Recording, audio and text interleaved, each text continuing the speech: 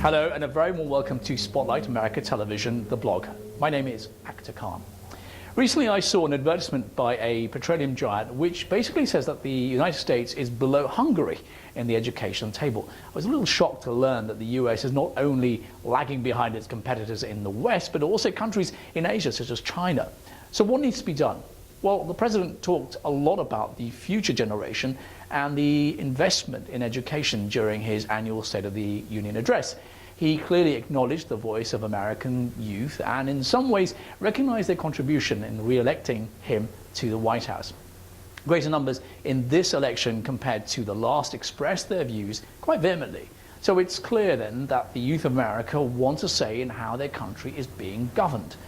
One of the key issues concerning young adults up and down the country is education.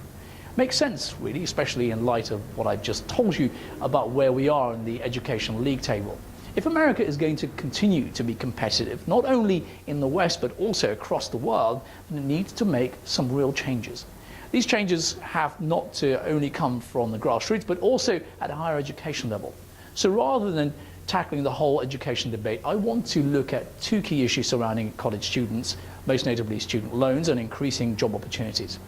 Before I do that, let's face some facts. Number one, not everyone in this country can go to college. Two, those who do are straddled with a huge financial debt when they leave. Three, yes, we live in a, if you like, capitalistic democracy, but should we be encouraging young adults to get themselves into debt? Ironically, college graduates leave college, hopefully, having learned something useful and not how to get themselves into debt. For all of the reasons above, I think something needs to change. And if America is to continue being the most powerful country in the world, then equipping the children with an education is of the utmost importance. They are, after all, this country's future. So shouldn't we impress upon the grown-ups in Washington and Capitol Hill to make this a priority? Ignorance is no longer an option.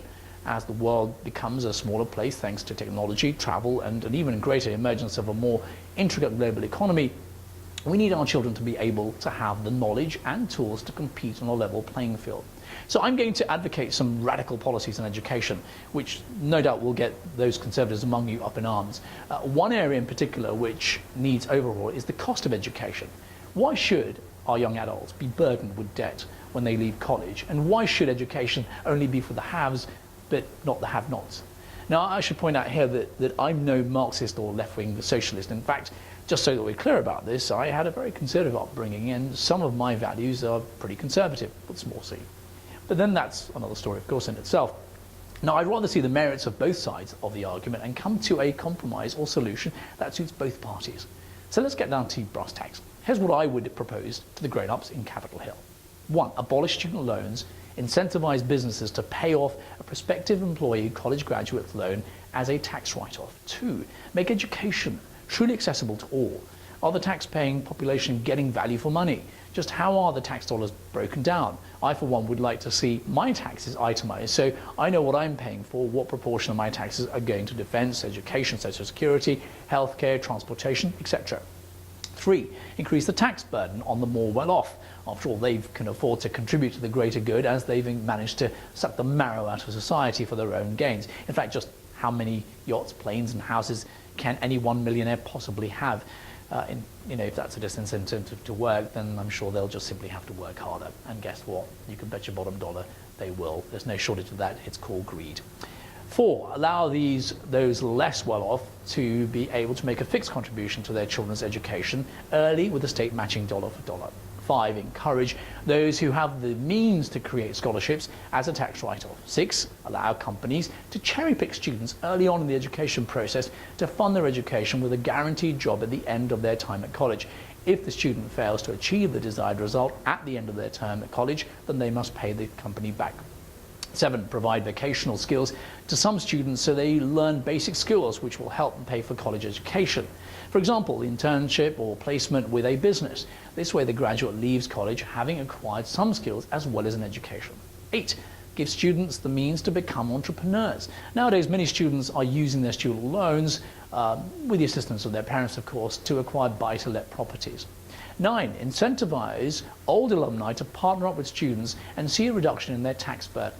10, far too many well-off in our society are investing their dollars abroad. Once again, create legislation which makes it obligatory for them to spend that dollar for dollar invested abroad against dollar invested at home here in education.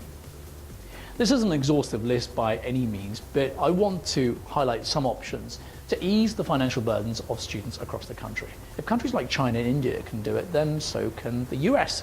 Just think how efficient or productive a workforce if the money they earn is partially set aside to finance a debt which could straddle them for years to come.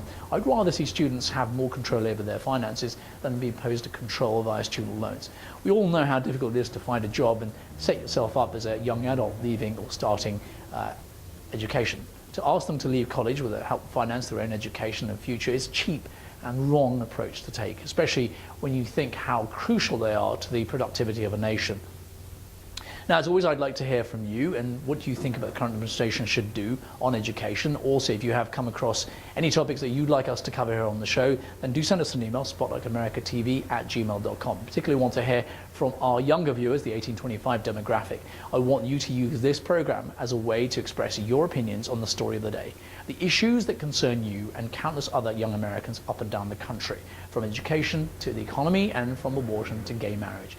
This is an opportunity to have your voices heard and tell the decision makers of today what you're thinking.